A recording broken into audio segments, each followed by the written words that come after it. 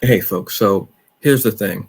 Today, we're going to do a short show, and it's going to only have one review, but I'm going to talk about the entire universe of this comic. And we're going to have some news stories about new hirings at Valiant Comics, fingers crossed, and something cool happening over at Comixology with their originals. Folks, stay tuned because this is the Hungry Bleak Show.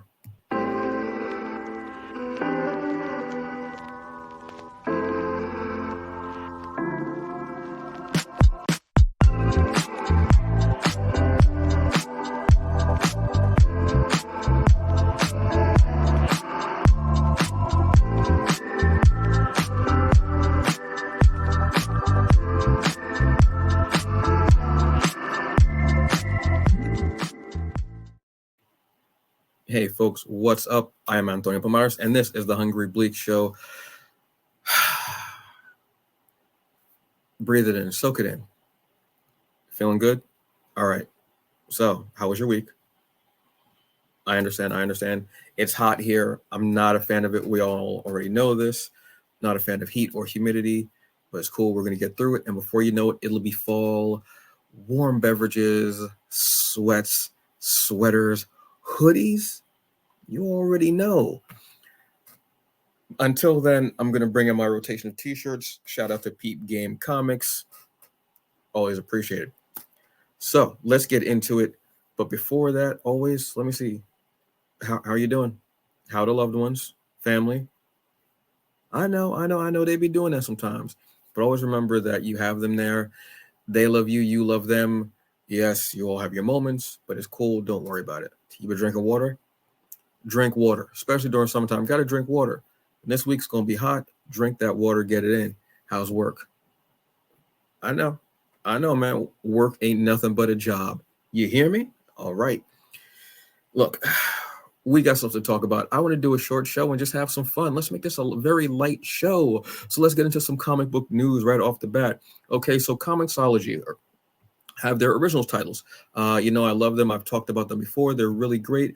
Well, they've had Comixology has had this deal with Dark Horse, where some of their digital originals have been printed up with Dark Horse. Well, now Comixology has something going on with Ablaze as well, where they're going to be printing up some of their comics as well. This is reported by Bleeding Cool.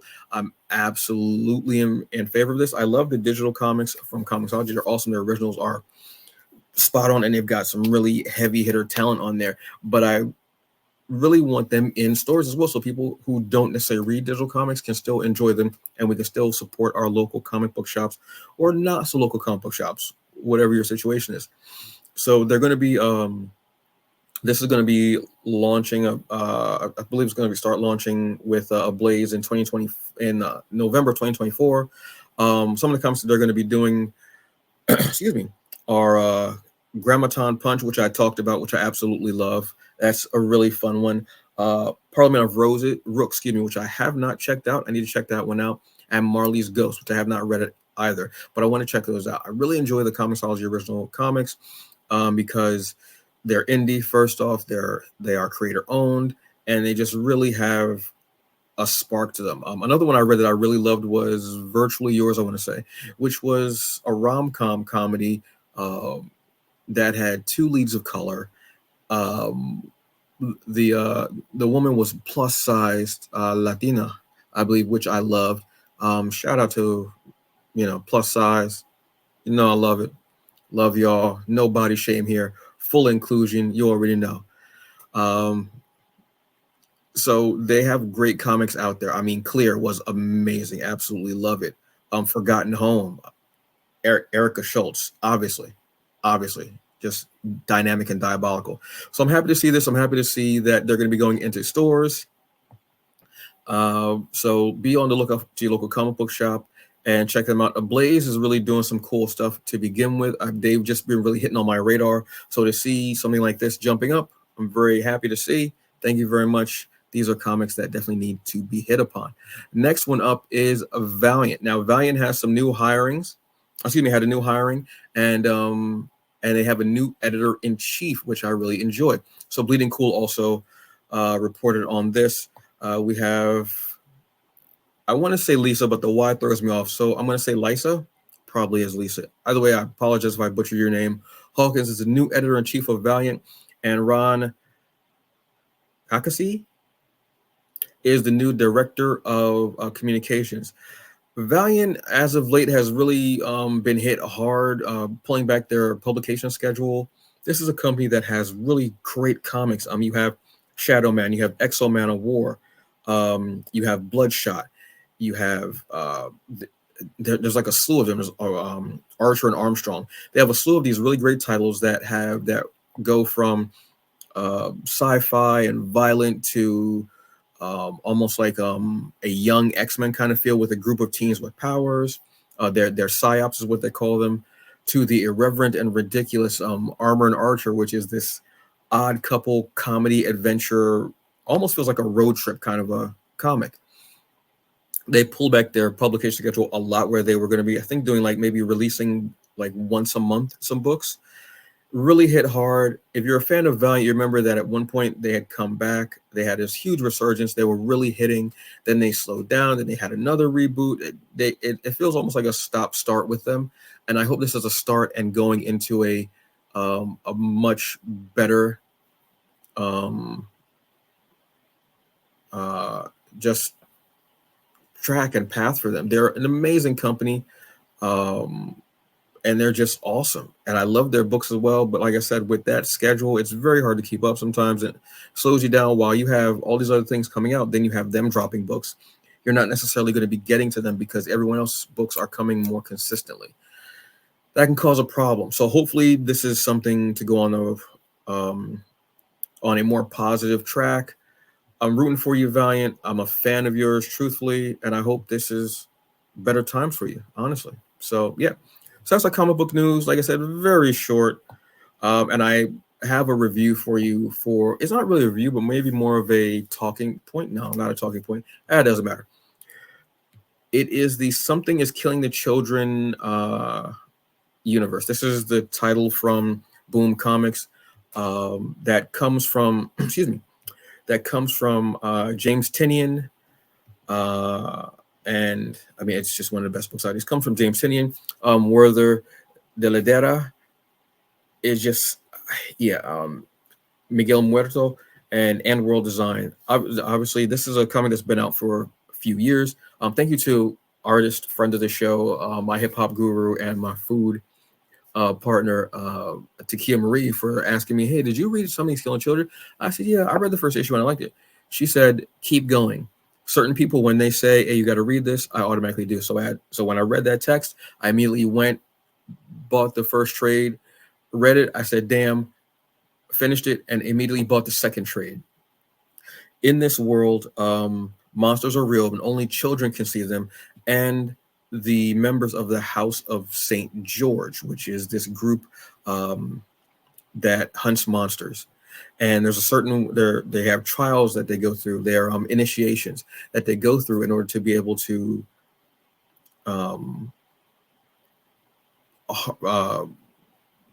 see the monsters, because after you become an adult, you no longer see the monster. So the adults have to be able to see the monster. So there's these rites of passage, and then they have to take the monster that caused them to have such pain in their life and sorrow, and whoever killed their loved ones or what have you.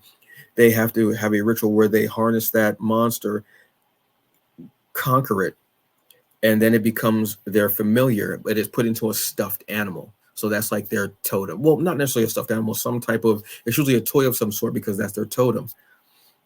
This is one of the best comics out there, bottom line, bar none. It has even had a spinoff, which is House of Slaughter, which is an anthology series. And now it doesn't just focus on Erica Slaughter, who is the leader, the main character of Something is Killing the Children, but it focuses on different members of different houses and of the different colored masks, because there's red, there's white, there's black, there's azul, blue, there's green, and I want to say silver, possibly. And they're different houses, and that actually tells a story of different houses, different masks from the past and from the present. And some of them will tie, and everything ties into the main story of Something's Killing the Children. You'll find backstory. You also got 2 one-shots which came out, which are House of Slaughter, No. Excuse me, Book of Slaughter and Book of Butcher, telling obviously the stories of. It tells the story of a white mask who wants to change and become a black mask. Those are subtle differences between what the masks do. Some are actually administrative. Some are kind of like hackers, and their job is to make sure that nobody finds out about monsters, whether it is scrubbing video footage or putting out a story online, taking down different articles from newspapers, anything like that, finding out ways, getting them information on monsters and how to kill them. Because it's not just cut and dry of how to kill them. There are certain types of monsters and a certain way to kill certain monsters. The main character, Erica, is incredible in the fact that she is a black mask. And the difference between black masks is black masks are one of the 4 class of hunters. A black mask hunts alone. They're kind of quote unquote rivals as far as the House of Slaughter anyway, are the white masks. The white masks are pack hunters. They hunt as a pack. And they're sent to wherever they have to go to get the monster. The thing with the story is that it's so detailed and so well crafted and so intricate, but also painstakingly brutal, heartwarming, and heartbreaking at the same time, and action packed with legitimate chills and thrills. And it can really get gruesome. It is bloody in the, unfortunately, not just the killing of the monster, but also the killing of some of our characters and some of our favorites even too. I want to talk about the art also. The art has the beautiful, I don't know how to describe this actually. The art has this beautiful way of conveying the tension and the chill of being in the lair of a monster, or knowing that this character is about to die. It conveys that so well, the tension in the air when you can feel it. Now, because comics are still frames, let's say, sometimes it's hard to convey motion. It's hard to convey that. You hear me talk about kinetic. Some artists feel very kinetic. You can tell in their artwork. With the artwork here, it's very explosive. You know what I mean by explosive? Explosive is you go from 0 to 60 in less than 3 seconds. And I love that term. You hear it a lot in professional wrestling. If you're a professional wrestling fan, you hear it a lot. If you watch football or even like track, something like that, you see someone run and you see their urgency comes up, they'll run, and all of a sudden they're gone in a flash. They pick up that speed, that explosiveness quickly. This is what happens here. You'll have a scene where a character is about to be killed by a monster, and it happens in such a gradual way, and all of a sudden you'll see a character, most likely Erica, will be in that frame immediately. You don't see it happen, obviously, because of the way art is, and because this is, again, like still pictures. But you can feel the speed at which she's moving in explosivity, because she moves very slowly, usually when she's like not hunting monster or she's investigating.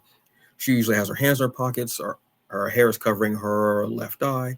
Very kind of, very deliberate in her manner, not moving very fast. Then all of a sudden, boom. It's one of the things I love about this series and how just incredible it can be.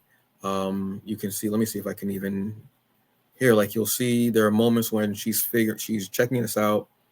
She sees there's a monster, and then she's there. She's in the scene. She's cutting up whatever beast it is. She does it in such a quick manner that she's just there. And then you see her training, how quickly she moves, how agile she is, how quick she is, how strong she is, and how adept at weapons she is from all her training, because she's one of the few people who wasn't chosen in the proper way to be a part of the Order of St. George and the House of Slaughter. She was in her home, and her parents and her best friend were killed by a monster, and she just about killed this monster by herself at the age of 12, I believe it was. So she's already at that point, but the training just hardens her, sharpens her, makes her even more adept at killing these monsters. I recommend all of them. Something is Killing Children is an incredible story, but then you have these branches that come off of it with the House of Slaughter, which is a great anthology series and does tie into what's happening. And then you get the one shots, which are the Book of Slaughter and the Book of Butcher, which tell the story, like I said, of this character who was actually in the very first arc of the story of Something's Killing Children. And they bring them back. You see this character contemplating going from a white mask to a black mask after everything that's happened, and with Erica being kind of excommunicated from the Order of St. George. In-depth storytelling, incredible art, legitimate scares, high octane, brutal action, monsters, and a very heartwarming story that tears at you a bit, and that you don't want to see end because when you think about the end of this story, which there isn't, but you think about the story and you go, how can this story possibly end on a good note? There's no way. Everything seems to be closing in on Erica at one time. And that's kind of the beauty of it, because you want to see how she's going to get out of all this. So there are 7 trades out for Somebody's Killing Children. For House of Slaughter, I believe there are 2 or 3 trades out. The Book of Slaughter and the Book of Butcher are just one trade. There, I was talking about all this and I didn't even show you the book. I apologize, folks. But it's that good of a story where you see it and it makes a lot of difference. I'll show you some of the art now, actually. Like I was talking about the explosivity, she's there, and you see her strength, her training, everything that she is. Erica is just incredible. And like I said, it can be brutal. It can be off-putting at times. If you can't do gore and such like that, and action like this, don't read this book. The title alone tells you what it's going to be about. But this is what I mean about, you see, she's standing there and she's ready, and then all of a sudden the explosivity of her just boom going in. She does it in such an incredible way. The art is phenomenal with that, and the story just gives this comic to me is one of the perfect engines out there. I'm actually doing a reread of it right now. I read 1 through 4. I'm reading 5. No. I'm reading 6. So no, 6 then. Yeah. So I read 1 through 5. Yes, and I'm reading 6 right now. I reread 1 through 5 because I wanted to get the story back in, because I hadn't read it in a while and I was falling behind on it with trades. But then I also have all these other comics to read, obviously, as you know. And it's one of those stories where it's so incredible, so amazing. If you are a fan of Buffy the Vampire Slayer, if you are a fan of Supernatural, if you are a fan of, I'll even say the HBO series that only had 1 season, unfortunately, The Outsider, I would recommend you going into Something is Killing the Children, and then go into the spinoff series House of Slaughter, which is great. Like I said, an anthology. Each arc is a different character, a different mask, different time period, but still all ties into the main story. And then get Book of Slaughter and Book of Butcher, because you get to see what this character has to go through in order to become a black mask, and the dilemma that they have of it and how they're treated in the house after that point. Definitely recommend it. Definitely recommend it. It's one of those things that I love. So, how are you doing? You feeling okay? Look, I asked because I want you to be the best you that you can be. Have you been eating? Have you been getting a little sunlight? You've been drinking water? Have you been taking your meds? I'm not trying to police you. I'm just asking because I want you to be the best you that you can be, like I said. But whether it's for a physical, mental, or emotional ailment, I want you to feel good. Because if you don't feel good, you can't pour into anyone else properly to get done what you need to do. And we need that from you. But more importantly, you need that from you. One of the things that makes me feel better, that helps me find my center, that helps me to kind of get my situation together in my head, cold shower. Ice cold shower, actually. Whether it's winter or summertime, I like it. It helps me to relax. It helps me to calm. It helps me to find that still, where I can go, okay, this is what, boom, boom, boom. Or it helps me to just not even think about anything at all, and I just think about the cold water on me. and the focus. Now during the wintertime, yes, I will take the cold shower, but I will, cover myself, get warm. I don't go outside until I'm completely dry. I don't want to get sick, obviously. I mean, that's not what I'm looking for. But it just helps me, and I just feel better afterwards. I feel, no pun intended, I feel crisper, I feel clearer, I feel better, and that's the point. So that's what I do for myself. Ice cold showers. I know that will be a problem in relationships because, from what I understand, women enjoy really hot showers, just scalding water set on hell, water set on Lucifer. The water set on Lucifer's ass. That's what the thermostat's set for. Lucifer's ass. There's like a hidden knob where it's hot, cold, and Lucifer's ass. I don't know why I keep saying Lucifer's ass. It just sounds ridiculous. But that's what helps me is an ice cold shower. But you know what else helps me to feel better? Food. So I was in Harlem last week for a quick in and out trip. And it was a beautiful evening, a little rainy, what have you, but it was great. And needed to have something to eat, obviously. So I was in Harlem, and a friend of mine was like, I really want pizza. I really want pizza. I was like, okay, go find a pizza place. So we ended up at Rosa Pizza in Harlem on Frederick Douglass. And it was great. Now, yes, New York is known for pizza. Obviously, you can get all manners of pizza. You can get dollar pizza on any corner in New York. And they usually have a $3.50 special, where it's two plain slices, and a can or a bottle of water. You can't get a bottle of soda because a bottle of soda is like an upcharge. Very particular, very particular. But the can, what have you. And I enjoyed it. My friend had a jerk chicken pizza and pepperoni and mushrooms. They said the jerk chicken pizza was diabolical. It was amazing. At one point, they actually did use the word diabolical. I looked at them and I said, okay, all right, fair play. It's one of my favorite words. I'm kind of a very plain person, so I got breaded chicken on my pizza, and the pizza was great. It was lovely. Loved the atmosphere of the building. The people were really nice. Like I said, sometimes you just need something like really cool and chill, and there's nothing better than Friday night pizza. There isn't. It's a staple. The only thing that will be better, the only thing that matches it is Chinese food on a Friday night. Takeout on Friday nights is diabolical. It's wonderful. It's amazing. But either pizza or Chinese food makes it even better. So if you can, go and check out Rosa Pizza in Harlem on Frederick Douglass.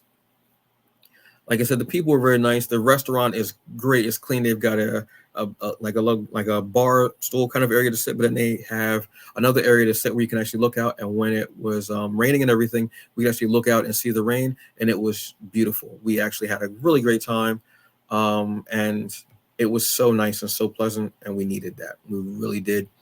And it was awesome. So, folks, the last thing I'll say is the bleak perspective. Don't wait.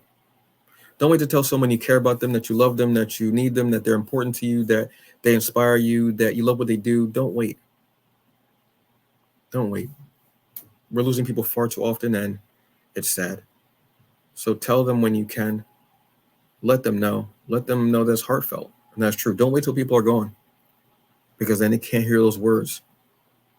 And there's something about hearing those words that's really important. All right?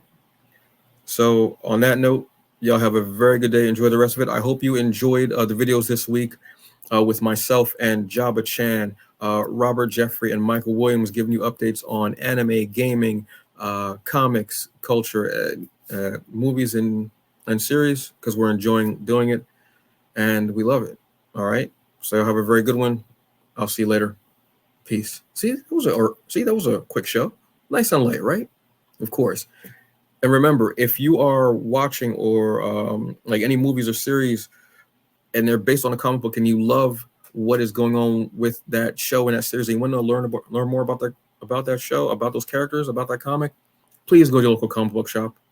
Let them know that you are enjoying it and you want to read more about those characters and everything, and they'll be more than happy to show you those comics. and let you know some of the best stories that series or movie were based on, and then other stories that you're not getting that might be even better than what you saw. Support your local comic book shop, folks. It's important. All right. I'll see you later. Peace. Have a good one. Enjoy your weekend or whatever time of day it is that you watch this. I don't know. Whatever. Bye.